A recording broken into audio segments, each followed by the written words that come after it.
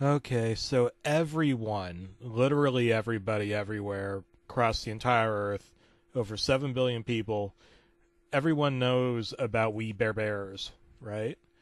It's a television program from 2015 about three brother bears who try to fit in with actual humans, as if that's never been done before. Now, if you know me, then you should know I'm not really a fan of We Bare Bears. Oh, I used to be, but not anymore. Foreshadowing. And no, it's not really because I grew out of it. Well, I kind of did, but listen. I just experienced something about the program that was legitimately frightening, and I've never wanted to talk about it since. Until now. Let's just say that between the makings of season 2 and 3, Daniel just wasn't himself. He began to animate in a totally different style and used a totally different voice actor. I received a VHS from my cousin for my birthday. It was dirty and scraped up. I tried playing the tape on my bedroom TV a few times, but all I got was static and then a black screen. And that was it. What a shitty birthday gift. I tried using the living room TV this time, and yeah, it actually worked. It had the static, but instead of cutting to black, it cut to the We Bare Bears intro.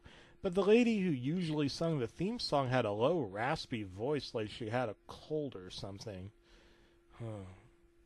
Grizz, Panda, and Ice Bear didn't sound any better. Grizz talked in a raspy, monotone voice, like when my grandpa talks when he's sick. Panda talked in a trying not to cry voice, like his true love was about to die or something. Ice Bear talked the way Grizz does, but with a lower tone. Everyone else sounded okay, I guess. The episode then cuts to Panda sleeping. Then the screen just fades to white. Then it fades back, now showing Panda at the movies, utterly confirming that Panda is dreaming right now. Panda was watching a random movie when all of a sudden he gets up from his seat and walks out of the theater before the movie even ended. Panda doesn't even talk to anyone as he walks outside. He just blankly stares at the floor. And then he says, "Where's my car?"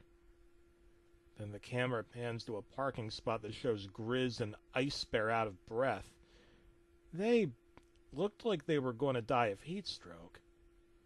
Panda runs and climbs on top of Grizz and screams, "Go forward!" Ice Bear started trudging down the street with Grizz and Panda on top of him. They then stop at somewhere that isn't even their cave. It was a bridge. Panda put Grizz on top of him. Panda and Grizz jumped off the bridge. Ice Bear jumped and clang onto Panda's tail. Grizz, Panda, and Ice Bear were literally shrieking in absolute terror as they fell to the water. As soon as they hit the water, Panda wakes up. Panda gets out of his bed and starts walking to the kitchen. I looked at his alarm clock. 2:37 a.m. Panda walked and sat down at the table. His eyes were wide open. He didn't make a peep. Hell, he didn't even breathe. I was starting to get scared at this point. Then Panda stands up, walks out of the cave, climbs on top of the cave, and then he just falls. Once he hit the grass, he just stared at the dark sky for a while. His face looked dramatically scary. He had this devilish grin that grew wider and wider, unnaturally wide, every time he wandered somewhere else. Once he got into the forest, his smile was wider than a chimney. Panda grabbed a shovel off the ground. He dug a hole in the ground. He threw the shovel across the woods and covered the hole with dirt. And I was like, why would he bury himself? This isn't right.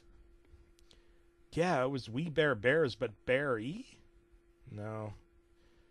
Then a creature popped up and screamed super loud. To be honest, I almost crapped myself. Then it disappeared. Grizz and Ice Bear woke up. They then realized that Panda was missing from his bedroom that morning. They looked everywhere. No luck. They didn't even notice the little hole that Panda had buried himself in. Then text appeared that said, "And to this day, Panda has remained missing and has never been found. The sad thing is, Panda may be dead now, but his brothers don't even know that he is in the dirt." Then the screen said, "R.I.P. Panda.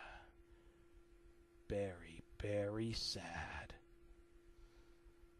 Okay, but then the creature came out and screamed again. I was 67% close to crapping myself.